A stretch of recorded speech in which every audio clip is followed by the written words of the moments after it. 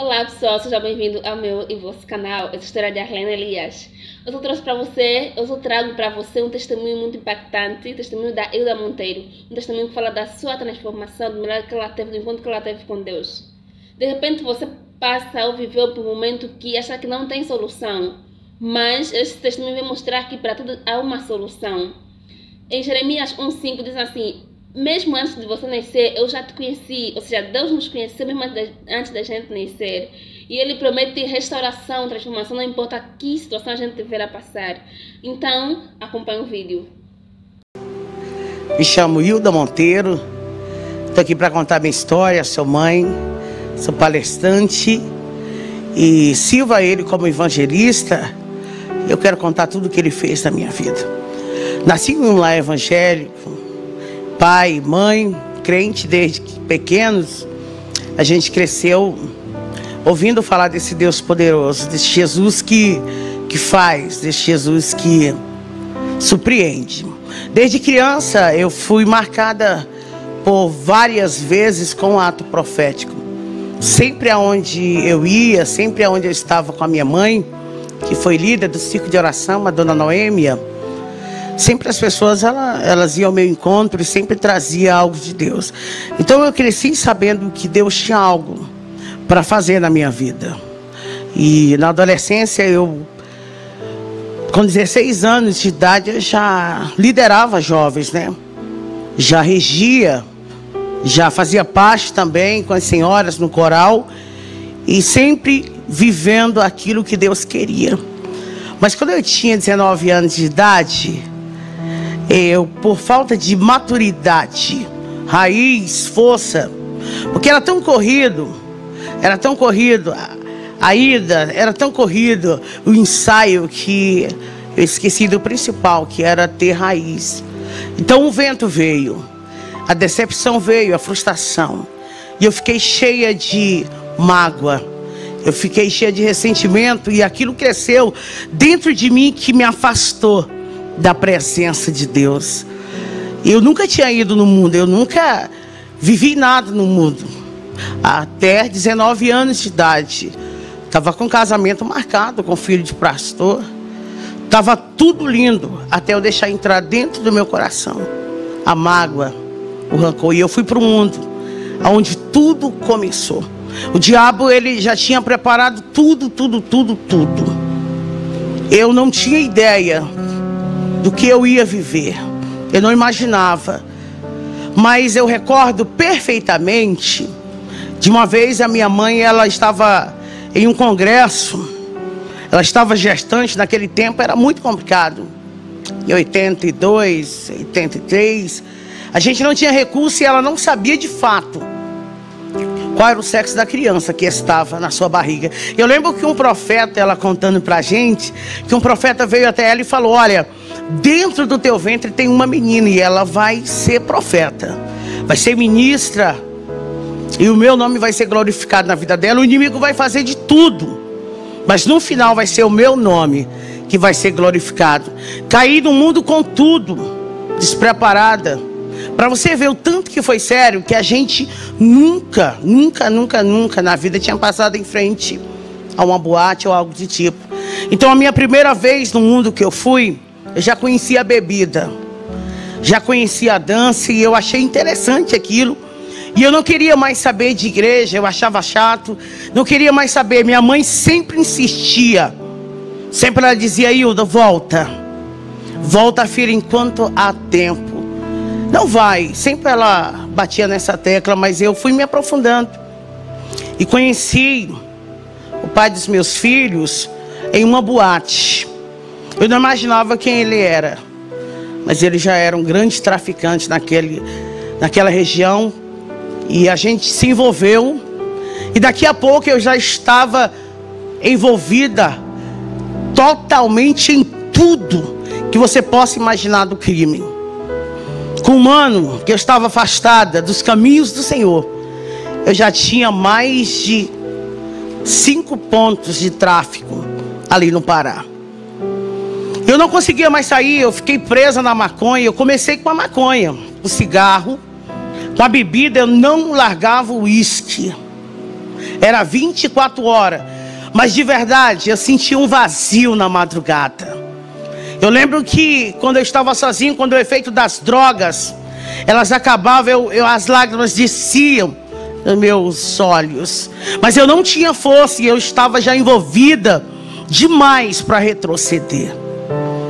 Foi quando a gente estava dominando a metade quase de todo o Pará. Mas minha mãe, ela não desistia.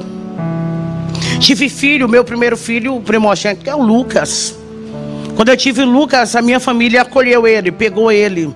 Porque essa vida de tráfico, de correria, essa vida de assalto não é fácil. Não tem como construir família aí. É mentira, é roubada isso.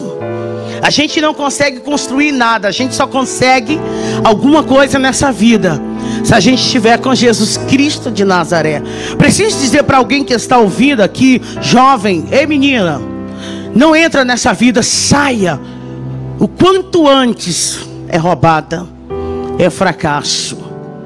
Logo após, eu ter tido Lucas, eu engravidei da minha filha Giovana.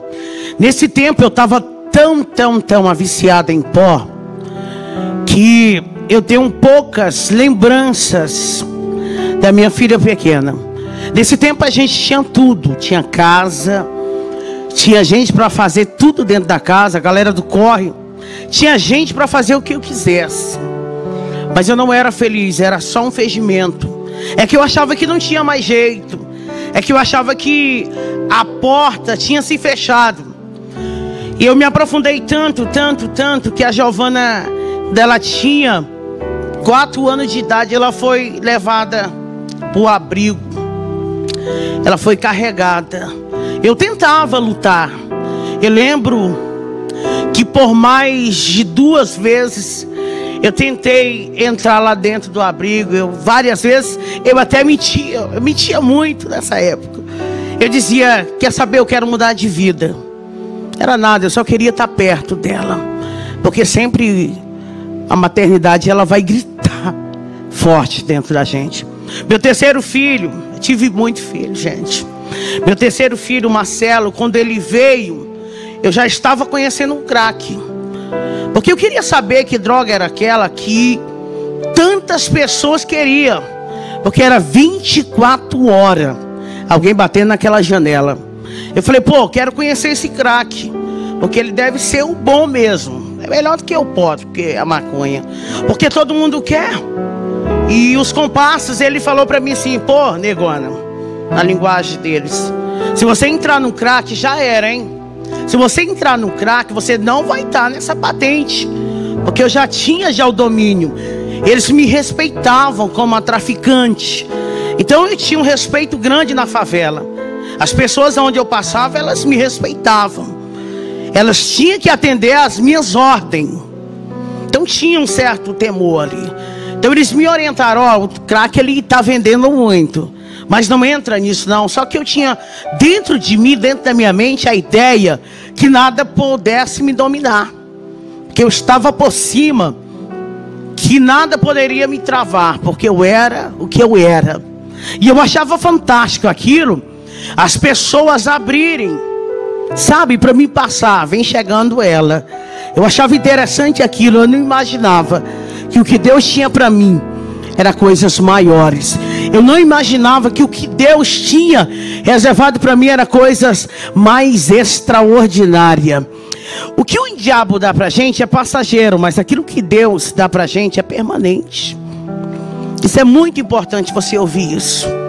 Quando eu já estava conhecendo o crack, já mais de um mês, eu quero dizer que quando eu fumei pela primeira vez, eu não consegui mais largar dele. E olha que eu disse, eu me domino, mas desde o dia que eu experimentei o crack, eu lembro como se fosse hoje, que eu peguei um cachimbo e coloquei uma pedra em cima e falei, isso aqui eu quero só saber qual é a lombra. E eu não consegui mais ficar sem ele. O crack, ele se tornou tudo para mim. Tudo para mim. Eu não conseguia fazer mais nada. A minha prioridade se tornou o crack. Eu não queria mais nem cheirar pó. Maconha, eu abandonei na hora. Eu falei, o crack é o que eu preciso. o crack. Nessas alturas, os meus filhos ficavam indo e vindo. Até então a família, ela tentou lutar pela gente. Eles tentavam lutar, só que a gente não conseguia. Porque quando eu me afundei no crack, quando eu conheci o crack, eu não consegui mais me dominar. Então os meus parceiros, eles me abandonaram. Eles saíram porque eu já estava sendo dependente. Agora eu já não era traficante. Agora eu era uma usuária. Então tudo aquilo que eu tinha, o nome que eu tinha, foi se acabando. Foi se acabando porque eu não conseguia fazer outra coisa a não ser ficar com o cachimbo na mão 24 horas, era só dando ordem com cachimbo. Então fui perdendo tudo, anel de ouro, cordão de ouro, moto. Fui perdendo posicionamento. E o muito interessante isso aqui, gente. A catraca, ela roda. Eu lembro que um dia eu estava lá em cima e quando eu dei fé eu estava nas ruas. Camandaraçúbia. Só que não estava já nas ruas. Olhando para um lado e para o outro, tentando me refazer, mas eu não tinha mais ninguém. Detalhe, você não tem amigo no mundo. Você não tem amigo do corre, você só vale o que tem. Quando você não tem mais nada, você não vale mais nada. Então não se iluda com os pássaros que batem no teu ombro. Eles vão bater até você ter para eles. No dia que você não tiver mais nada, todos eles vão virar as costas. Só que a minha mãe, ela nunca virou as costas para mim. Nunca. Todo mundo dizia: ô dona Noemi, por que a senhora não desiste? Por que a senhora não larga ela? Não adianta. Ela já saiu na manchete de novo. Poxa, a Hilda vai aparecer qualquer dia desse aí no jornal, morta. Minha mãe dizia: não, o que Deus tem para fazer na vida da minha filha vai ser feito. Por mais que eu não veja, mas o mundo vai conhecer o Deus, eu não desisto. E ela subia nos morros, nas vielas, e eu lembro que isso era tão poderoso. Eu preciso falar isso, porque tem uma mãe me ouvindo aqui. Tem mães que vão me ouvir. Não desista. E ela subia na favela e todo mundo abria o caminho e dizia: vai passando uma crente, deixa ela aí, porque a filha dela está lá no morro, lá em cima. Acredita que ela passava óleo de unção? Ela fazia tantos atos proféticos. E ela batia no meu peito, eu desnorteada, drogada mesmo. E ela batia no meu peito e dizia: Hilda, tem uma promessa de Deus para a tua vida. Eu dizia: mãe, não tem mais nada para mim nessa vida. Eu não tenho mais nada. O que eu tenho é isso aqui. O que restou para mim é isso aqui. Mas sempre ela liberava uma palavra dizendo: filha, Deus vai te resgatar. E um belo dia na Cracolândia, onde eu estava, um terrível dia, meu irmão chegou até a mim e falou assim: vamos no hospital. Eu não imaginava o que estava acontecendo. Ele disse: vamos no hospital, que a mãe está mal. Quando ele falou aquilo, as minhas pernas, elas tremeram, porque a minha base era ela. Porque meu pai não entendeu o que aconteceu, ele não conseguiu compreender, porque para ele foi doloroso. Ele criou a gente debaixo, sabe, de muita palavra. Com meu pai era sim, sim. Meu pai é um homem direito. Então ele ensinou pra gente comprar e pagar. E agora ele tem uma filha que rouba. Uma filha que tem mais de 27 passagens na delegacia, que saiu no jornal por sequestro várias vezes. Várias vezes teve que sair no jornal. Olha o tanto de arma. E os filhos, cadê? Isso pra ele não suportou, então ele rejeitou. Então só tinha minha mãe por mim. E quando eu cheguei naquele hospital, ela estava dando seus últimos suspiros. E ela com o aparelho nela, em cima dela. E ela dando os últimos suspiros. Eu lembro que ela virou o rostinho para minha direção. E com a mão assim pro meu lado, ela fazia assim.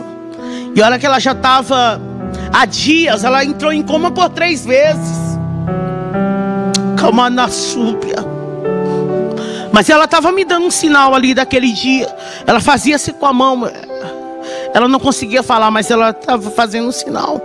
E eu lembro que os aparelhos foram apitando.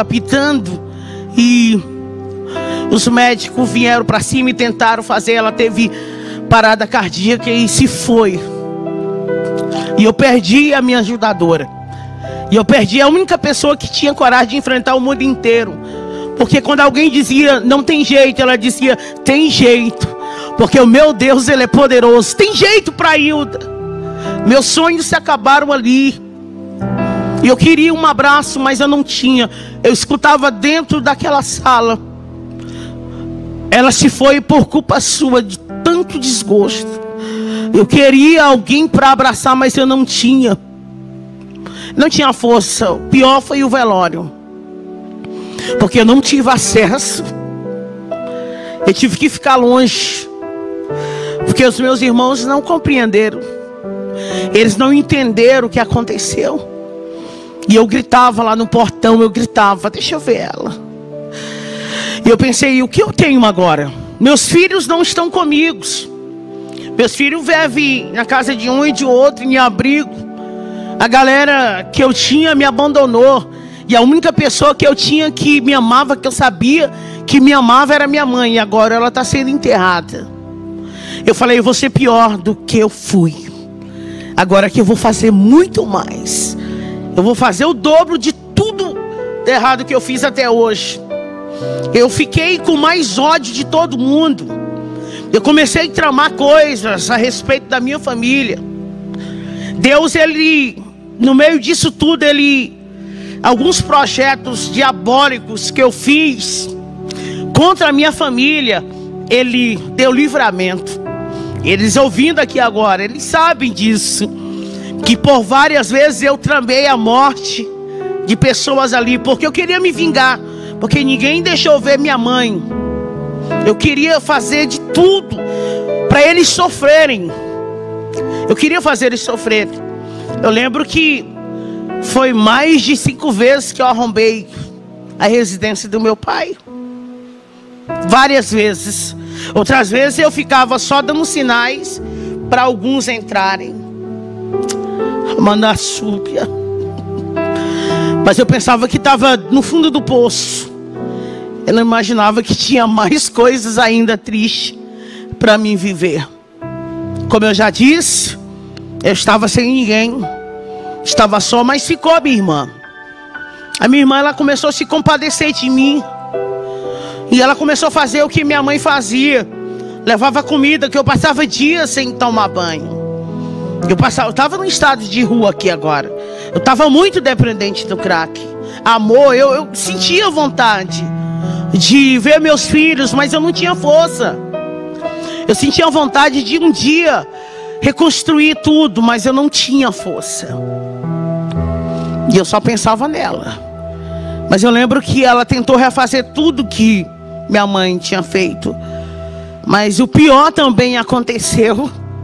Parecia que tudo de ruim estava acontecendo na minha vida. Aquela vida maravilhosa que eu tinha se acabado. A ilusão. Cadê aquela vida que eu tinha? Aquela cama fofa que agora já estava dormindo na rua. Cadê, gente? Cadê os carros? Cadê os pássaros? Não tinha mais ninguém, só tinha ela. Mas ela também morreu. Ela também se foi. O que é essa agora? O que fazer agora? Eu pensei que estava pior. Eu descobri que eu estava grávida. Não vi a criança crescer. Não vi a criança se mexer. Não vi nada disso. Um dia eu comprei 10 gramas de crack e falei, hoje eu vou fumar tudo isso e depois vou tirar minha vida. Eu quero pelo menos ter uma overdose. Eu injetava na veia. Eu falei, vou fumar tudo isso e depois eu tiro a minha vida. Por que viver? Eu lembro que eu fumei, comecei meia-noite. E quando o dia estava amanhecendo, o dia quase amanhecendo, na Cracolhando, um monte de gente correndo para um lado e para o outro, eu comecei a sentir contrações. Eu não sabia o que era aquilo. Eu estava grávida da Vitória. E eu não sabia, 9 meses. Eu vim descobrir que eu estava grávida no dia que eu tive ela.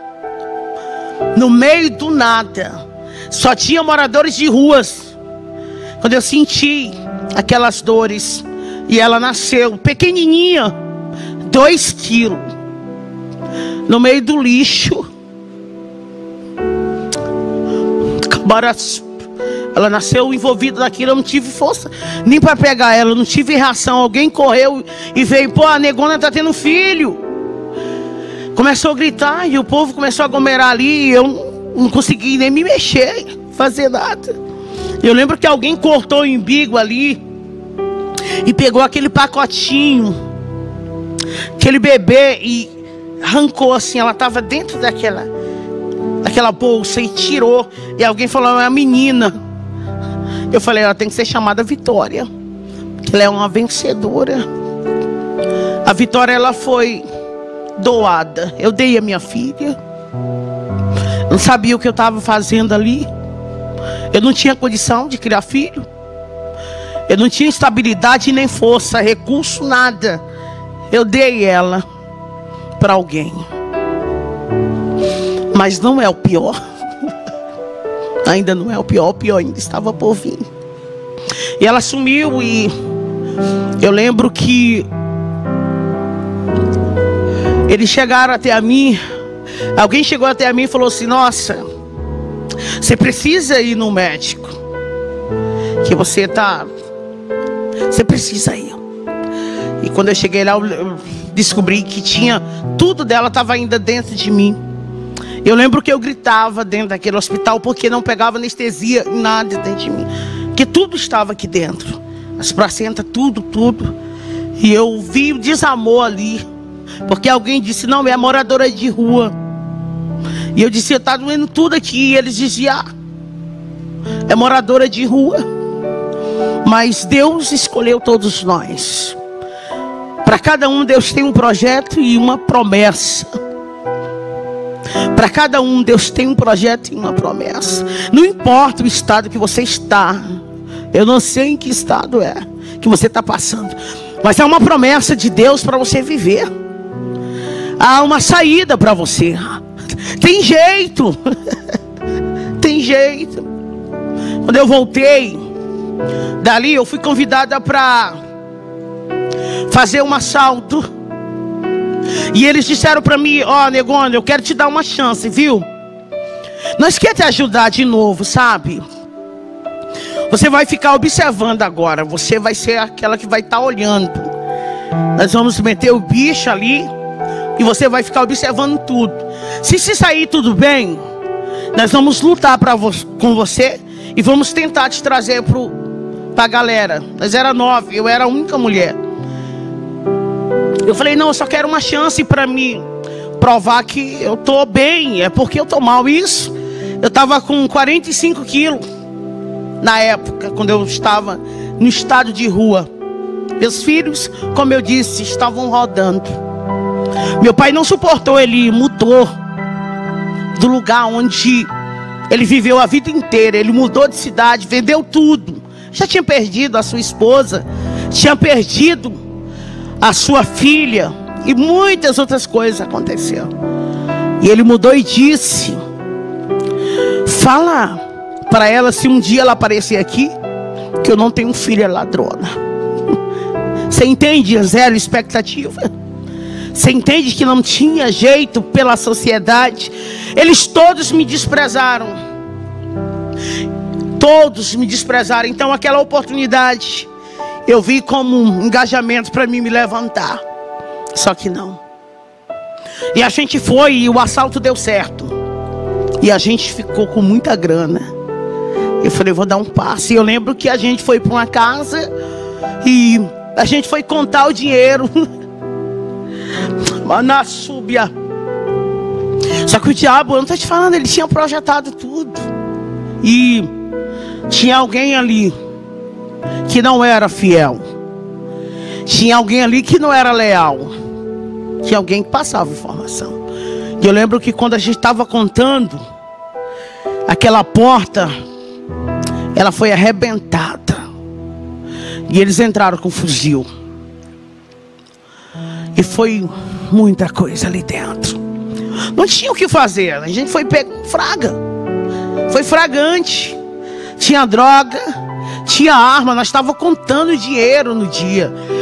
Ninguém estava com arma no punho ali, ninguém. Então não teve como reagir. Eles chegaram e prenderam. E eu fui direto para o presídio.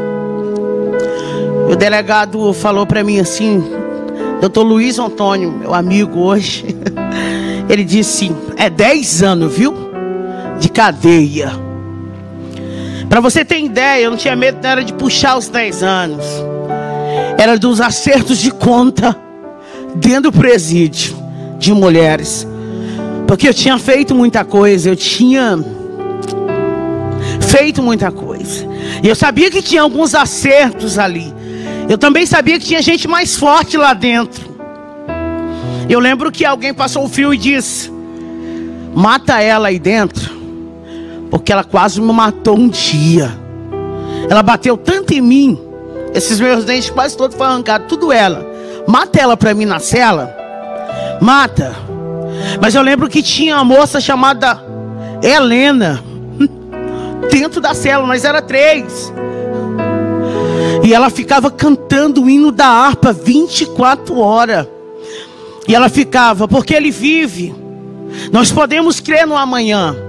Eu tentava tampar o ouvido, eu recebi muitos presentes vindo de Deus, Bíblia, livros. Eu jogava tudo fora, eu falava, Deus nunca me amou. Porque eu cantava para Ele, porque eu regia no coral. Olha o que aconteceu, olha o que fizeram. Será que Deus existe? Amanda Súbia. E a ordem vinha lá do outro pavilhão, mata ela, mata a negona. E as outras duas até pensaram, vamos pegar um chuncho, e na hora que ela deitar de bruços, a gente chega bem no peito e pronto, a gente dá uma chunchada nela. Só que a Helena era mistério de Deus dentro da cela. Porque quando a notícia chegou, ela disse, ela não, Deus tem algo para fazer na vida dessa negona aqui, ó. Nossa, eu vejo ela com uma potência, sabe? E eu consegui. E eu lembro que com 15 dias me chamaram de novo. E ele falou, Hilda, você vai ser solta. Eu não sabia, mas tinha uma trama por aí. Você vai ser solta. Eu falava, como assim ser solta? Não paguei nada, não fui questionado em nada, nem nada, gente. Nem meu advogado. Nada. Que pega as causas da gente. Aquele que tem lá. Ele disse, não, você vai ser solta. Você vai ser solta. E eu lembro que eles me levaram para um lugar. E lá tinha uma casinha preparada, sabe? Eu lembro que eles fizeram eu, aleluia, beber muita água de esgoto ali naquele dia. Eu tive que ser pisada ali. Mas não era o fim da humilhação. Não era o fim da humilhação. Eu lembro que alguém disse, vamos acertar aqui. Sempre tinha alguém que vinha com uma resposta de Deus. Eu lembro que o fuzil estava aqui, ó, aqui. E eu fechei os olhos para sentir o estralaço. E alguém disse, faz isso não, deixa que com eles se viram. Em outra palavra, deixa que eles mesmos se matam. Não vai girar um dia, não vai durar um dia. E eu vim para um bairro, que era uma favela chamada Frigorífico, uma das mais respeitadas da época lá, de Redenção. E quando eu entrei ali, doida para fumar crack, doida, eu queria só crack. E a gente foi lá para o lugar onde eu tive a vitória, lá para Cacolândia. E quando eu cheguei, minha cabeça estava valendo já. Minha cabeça já estava valendo, porque até então ninguém sabia quem tinha sido aquele informante. E o informante tinha uma parceria. Ele falou, vamos jogar a culpa nela, porque aí eu saio de boa. Então você sabe como é que é lá. Você sabe como é que é o X9. Então minha cabeça estava rodando e eu sem saber de nada, sem saber de fato quem era. E alguém falou, negona, foge daqui, porque tua cabeça está valendo pedra. Está valendo 3.000 e muitas pedrinhas. Foge daqui. Só que quando ela disse isso, alguém disse, Hilda, negona, vem cá, chegou uma da boa, vem fumar com a gente. E ali estava o esquema para minha execução naquele dia. E eu fui, meu coração bateu, adrenalina, eu queria fumar. E eu lembro que eu sentei de um lado de uma garota e do lado de outra. E o cara que estava já com o esquema da execução ficou em pé, porque ele tinha que dar sinal para os caras virem na hora, que eles estavam de moto do outro lado. E ele falou para mim: fuma a tua última pedra aí, negona. Eu senti a morte ali, mas eu não estava nem aí mesmo, não tinha mais nada. E eu senti ela tão perto de mim, senti algo frio, tenebroso, mas eu senti também algo diferente ali. E quando eu puxei, liguei o isqueiro e puxei para fumar aquela pedra, ele fez assim. E aqueles caras vieram. E aí chegaram bem na frente e um disse: na cabeça, atira na cabeça. E eu lembro que eles estouraram 12 disparos.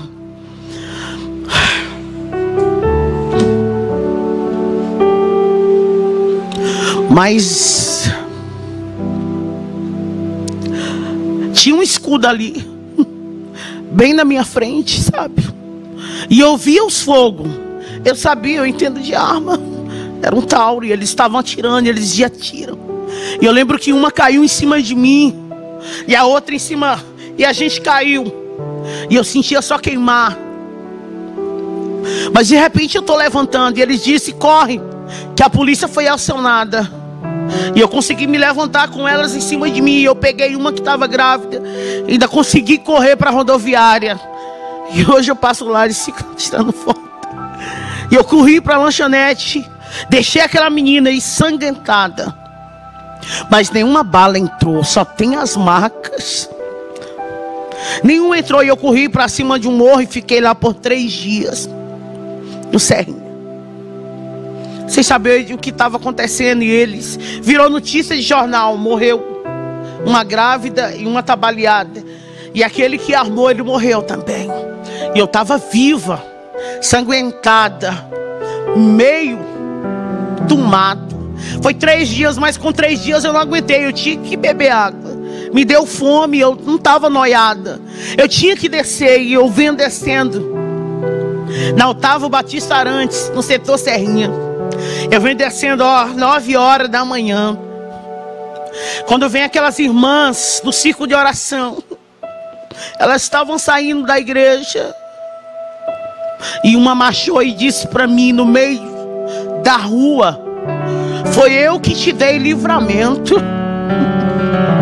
Manassoriébia Candarábia.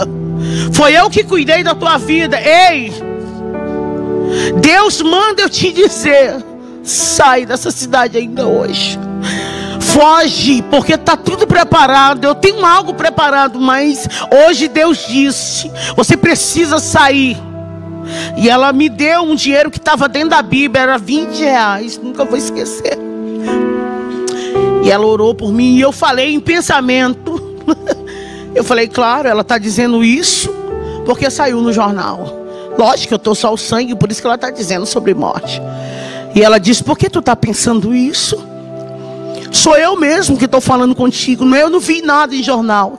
E ali eu temi, porque Deus falou sobre o meu pensamento. Eu corri, falei: vou despedir do meu pai. Eu vou pedir perdão para ele e vou me embora daqui. E vou tentar recomeçar.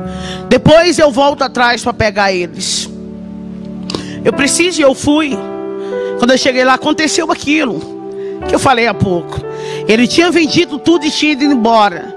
E a moça fez questão de dizer para mim: seu pai disse: se você morrer hoje, você vai ser enterrada como indigente. Você não tem família.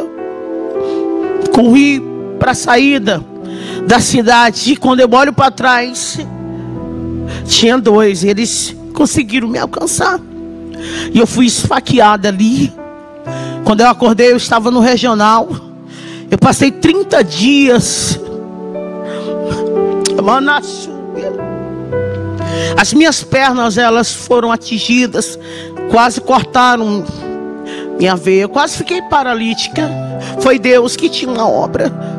E eu lembro que o médico que ficou me atendendo nesses 30 dias, ele batia assim no meu ombro e dizia: você já foi crente alguma vez?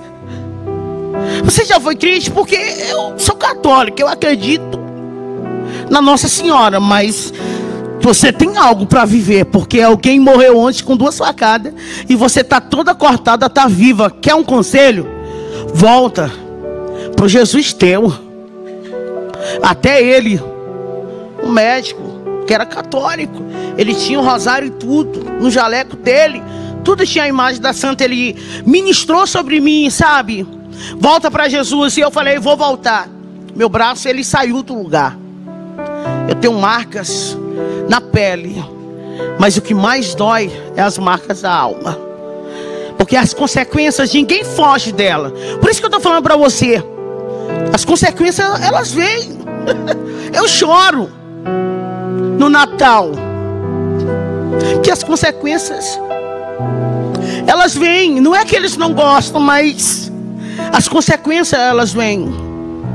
Não é que eles não querem ter eu perto, é que as consequências elas estão ainda em evidências. Eu saí daquela cidade, virei, me tornei Andaríria. Uma cidade num dia, outra cidade no outro dia. Eu ficava em ambientes de prostituição. Era ali que eu ficava, onde eu tinha comida, e ali eu vendia droga, fumava, vendia, fumava, até que eu fui para o último paradeiro. Meu último paradeiro, Marabá, Pará. Foi ali na 32, que ali acabou. Não tinha mais força para nada, então minha droga era o Tine. Quando não tinha, eu ficava cheirando cola e eu só ficava pedindo esmola na porta da rodoviária. Eu preciso falar para alguém aqui. E várias vezes eu via os pastores entrando na rodoviária, missionários, e eu ficava olhando para eles, querendo ouvir uma palavra. Eu queria ouvir deles assim, ei, Deus te ama. Ninguém falava nada. Seja diferente.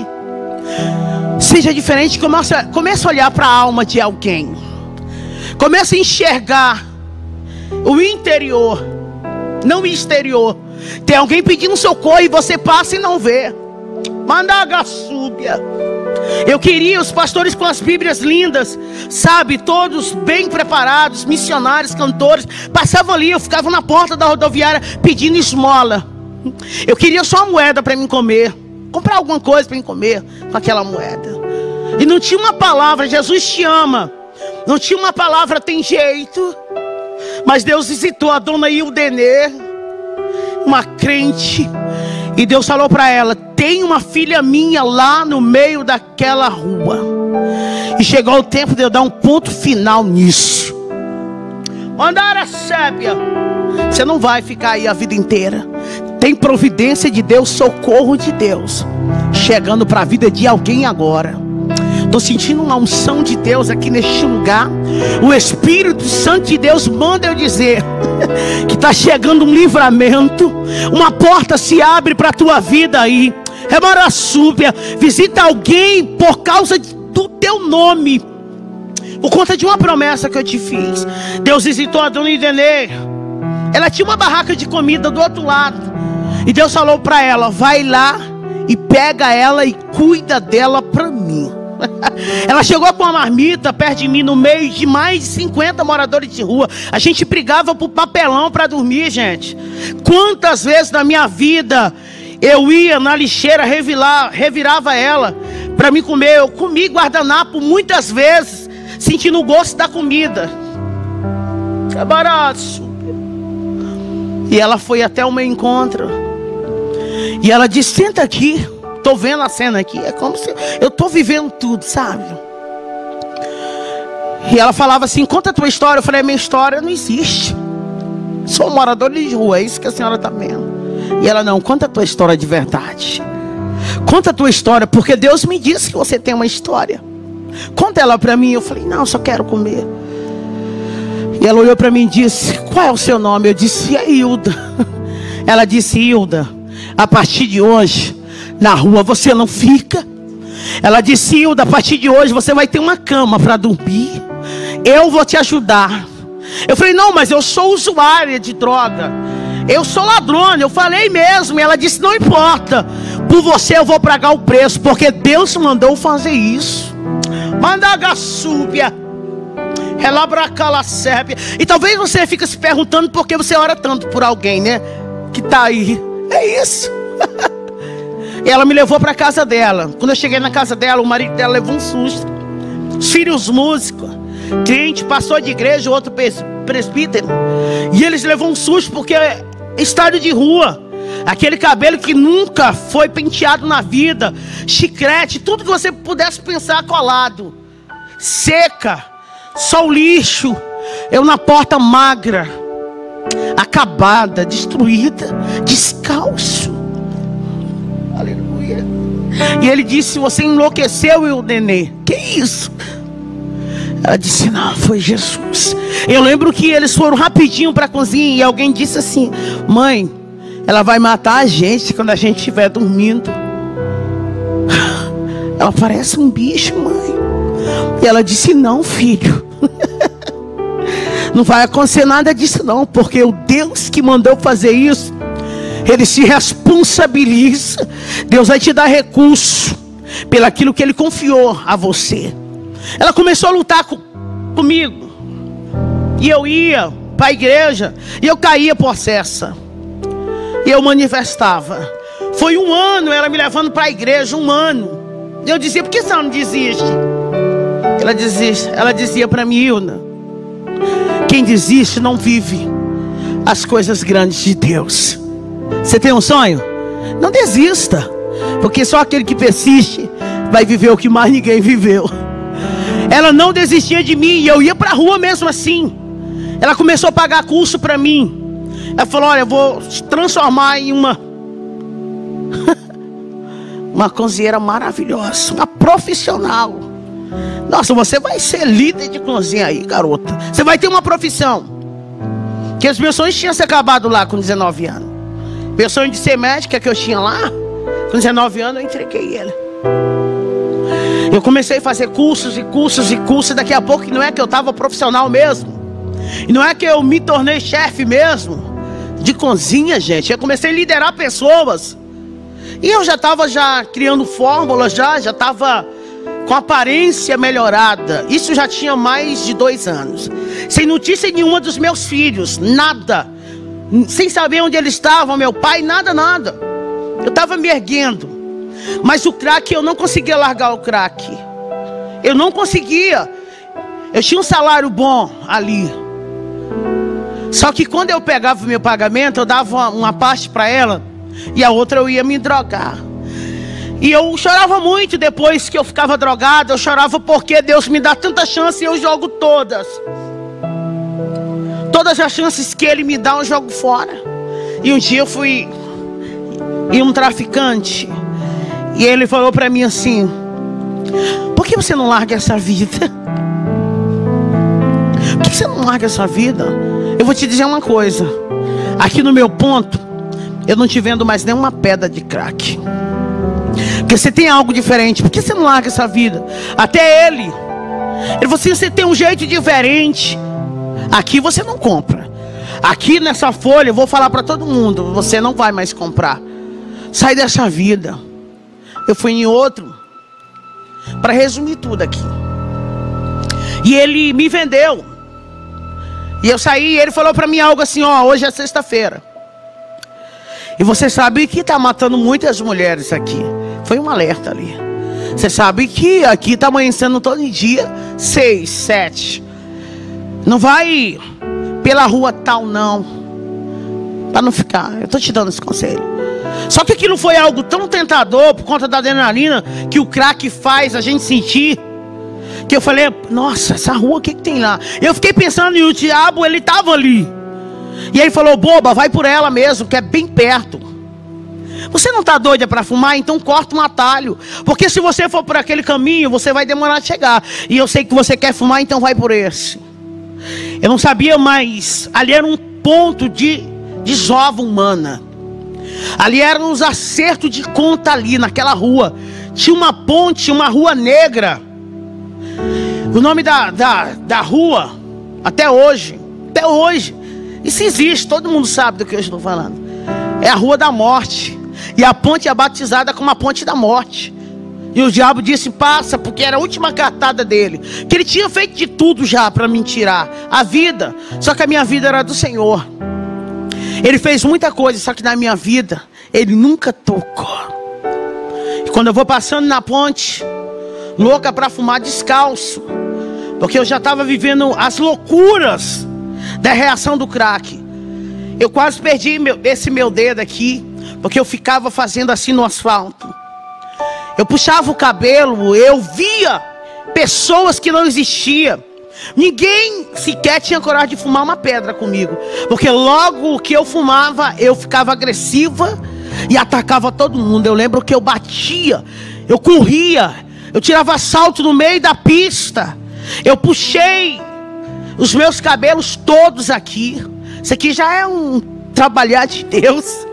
Isso tudo que você está vendo aqui é Deus sendo glorificado em uma história de alguém que era improvável, mas venceu por conta de uma promessa.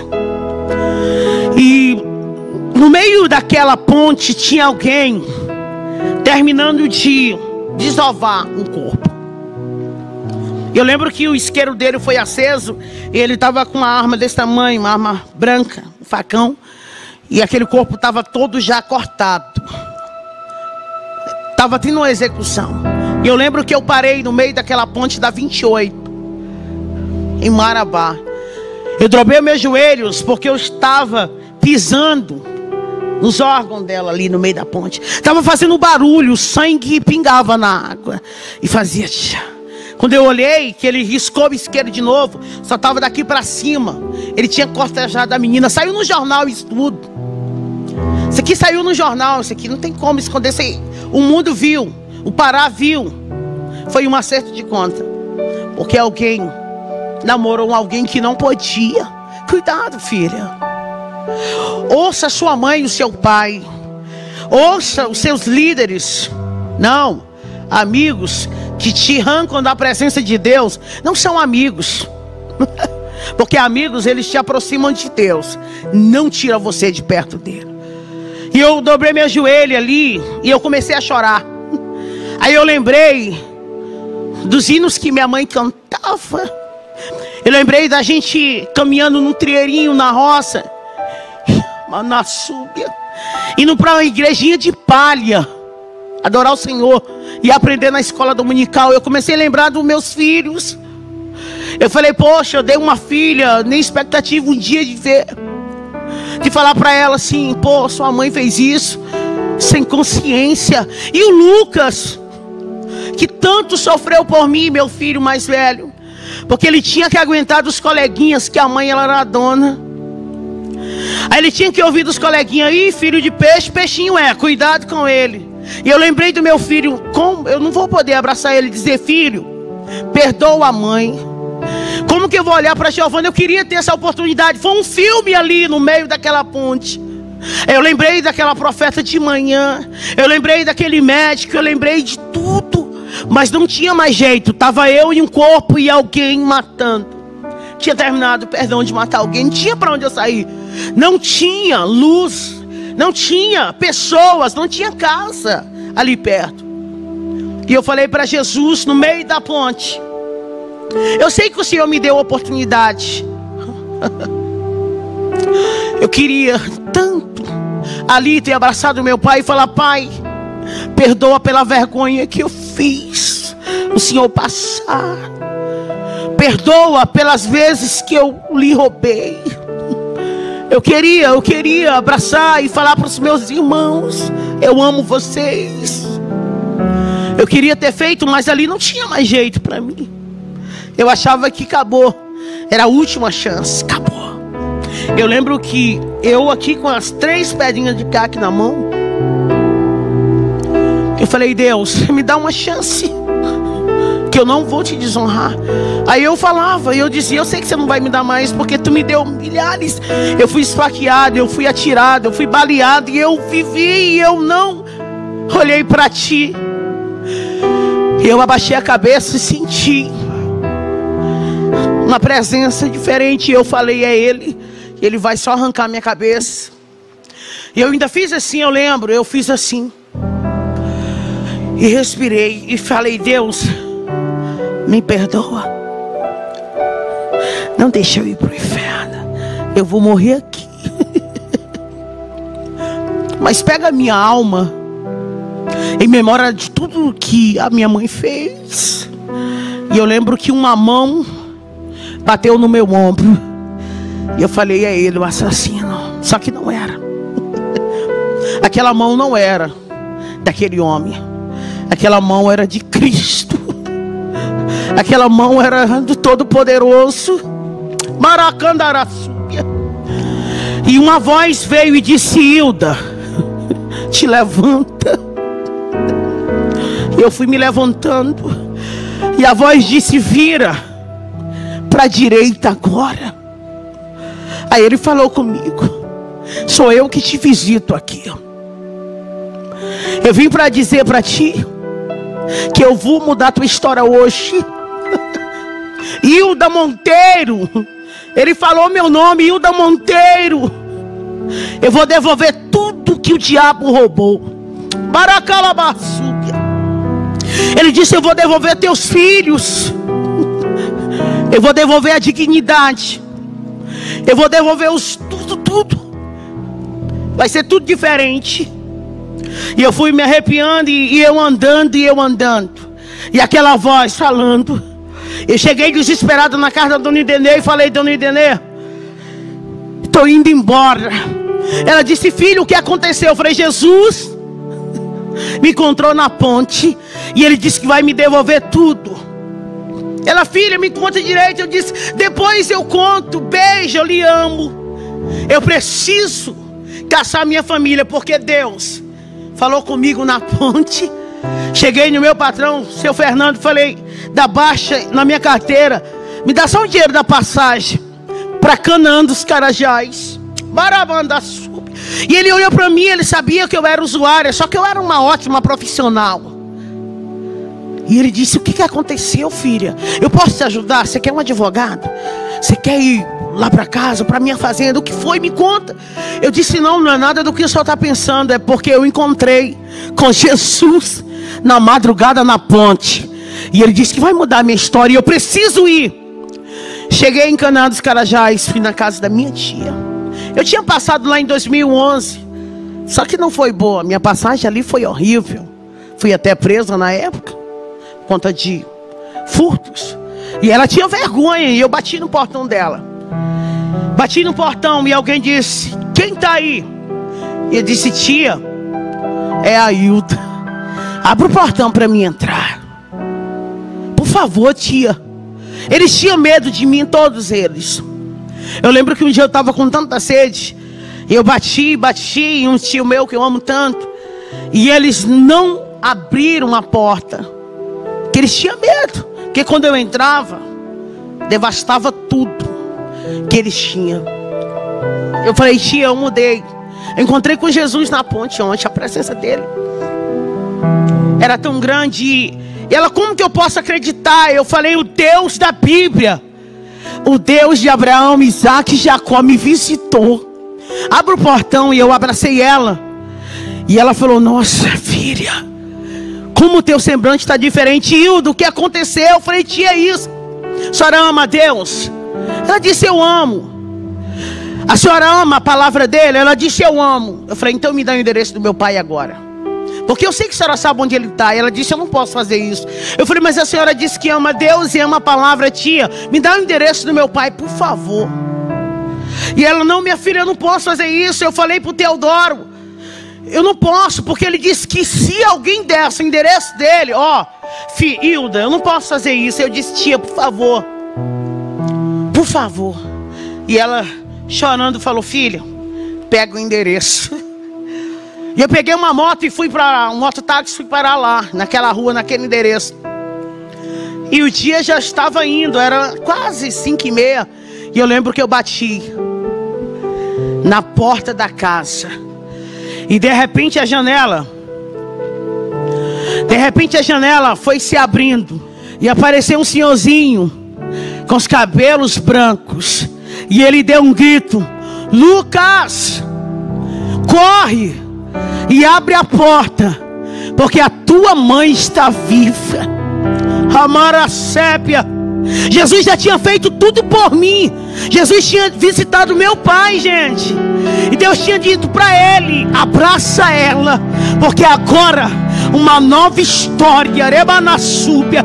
Eu faço para Hilda Monteiro e ele me abraçou e disse: filho, o que é meu é teu, a minha casa é tua. Filha,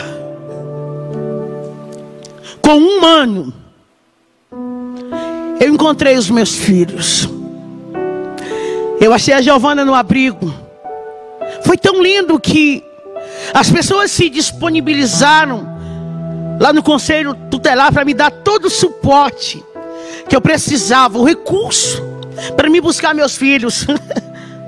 Quando ela me viu, ela disse: mãe, a senhora veio me buscar. Mãe, a senhora veio me buscar. Eu falei: filha, eu vim te buscar. O estado que ela estava era deplorável. Peguei meu outro filho, o Lucas, a gente já estava tudo junto. E a gente começou a viver tudo que Deus disse que a gente ia viver. E Deus começou a fazer as coisas crescerem. E a minha casa estava bem. E eu comecei a entender o que era propósito e chamada. Então eu conheci a palavra de verdade. E eu me apaixonei. E eu comecei a pregar, comecei a cantar novamente. E eu cantava e eu pregava. E Deus dizia: conta o que eu fiz na tua vida. E eu comecei a ficar em guerra e falando: Deus, o que eles vão falar? O que eles vão pensar? E Deus disse: Hilda, não é sobre o que eles pensam a respeito de você, é sobre o que eu penso a teu respeito. Abra a tua boca e fala tudo que eu fiz, porque o meu nome vai ser glorificado no Brasil inteiro, porque o meu nome vai ser glorificado nas nações, porque o Deus do impossível, o Deus que pega o pecador, que ergue do pó, do noturno necessitado, e faz ele se assentar com príncipes, é o Deus que está falando contigo. Bem, estava fluindo tudo. Só que eu queria encontrar a minha filha. Aqui eu dei ela. Estava tudo lindo, eu com os meus filhos. E eu comecei a me dedicar, fazer tudo. Era uma cobrança dentro de mim. Eu dizia: eu tenho que fazer tudo por eles, porque eles sofreram tanto. Hoje eu quero dizer para vocês que meu pai mora comigo tem 7 anos. É meu amigo, meu companheiro. Meus filhos são os meus intercessores. Hoje eu falei: Deus, eu quero encontrar com a minha filha, porque eu quero saber que jeito é o rostinho dela. Eu queria saber que jeito era ela. Eu vi ela só dentro de um saquinho bem pequenininho na mão de alguém. E um belo dia eu fui cantar em um congresso. Eu estava cantando: Deus mudou a minha história, Deus, que é o meu hino da minha história. E de repente tinha alguém sentado lá naquela arquibancada, que era num ginásio. E alguém disse: nossa, ela parece com alguém, sabe? Eu estava na cidade onde eu vivi, e o pior, que eu fui cantar lá, porque Deus, quando decide honrar você, Ele honra onde você foi mais humilhado. E aquela família veio até a mim e disse: nossa, vamos convidar essa cantora para cantar no nosso congresso? Nossa, a voz dela, eu quero ela lá. Aí aquela menininha veio com eles. Eu não sabia, mas era a família da Vitória. Era minha filha ali. E ela falou: como é que eu faço para te levar data tal, dia tal, para cantar no congresso? A senhora prega também? Eu falei: prego. Aí quando ela estava falando comigo, eu olhei para ela. Aí os meus olhos começaram a encher de água. E alguém disse: mãe, ela parece demais com aquela moradora de rua, Maraçúbia. Mas ela não é daqui. Aí eu falei: mas eu morei 30 anos aqui. E um dia eu dei minha filha aqui. Aí eu comecei a contar tudo. E daqui a pouco a gente estava todos abraçados. Quer que eu te diga uma coisa? Deus, Ele faz o sobrenatural. Aquilo que não existia, criar existência pelo poder da palavra dEle. E eu encontrei com a minha filha hoje. Ela manda aqueles áudios para mim, sabe? E fala: mãe, eu te amo. Aí ela fica dizendo para todo mundo: eu tenho uma mãe cantora. Deus está trabalhando. Ela ainda não está comigo, mas ela está com uma família tão linda. linda. Amo. Resumindo aqui minha história. Hoje, eu viajo contando meu testemunho. Hoje, aonde eu vou, eu falo quanto Deus é extraordinário. Hoje eu sou essa mulher aqui. Hoje eu dou palestra para mulheres. Hoje eu sou escritora. Eu tenho meu livro. Hoje eu resido em Goiânia. Hoje eu tenho minha casa. Hoje eu tenho meu lar. Hoje eu vivo as promessas de Deus. Porque se o pai tivesse olhado para o filho que saiu da casa com tudo, pelo um olhar humano, ele não tinha deixado o filho entrar. Mas o filho veio sem nada, destruiu tudo que ele tinha, perdeu-se. Mas um dia ele voltou e o pai abriu as portas. Hoje eu só estou aqui vivendo essa promessa de Deus, porque o pai abriu a porta. Eu termino aqui dizendo que a porta de Deus está aberta para a sua vida. Acredite nas promessas de Deus. Não desista, porque o que Ele tem para a sua vida está só começando. Hoje eu viajo no Pará inteiro e as pessoas falam: nossa, você era aquela. Hoje nós estamos aqui para viver esse sonho que um dia Deus sonhou. E eu encerro dizendo: muito obrigada, meu Deus. Hoje eu estou restituída. Hoje eu estou vivendo tudo que minha mãe chorou um dia e profetizou. Não desista, porque Deus é fiel.